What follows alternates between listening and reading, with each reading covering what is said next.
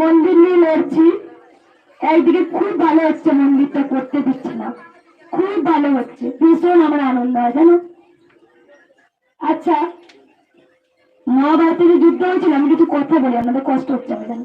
আমার মাইকটাকে ধরো, চুলটা ধরে গরম করছে।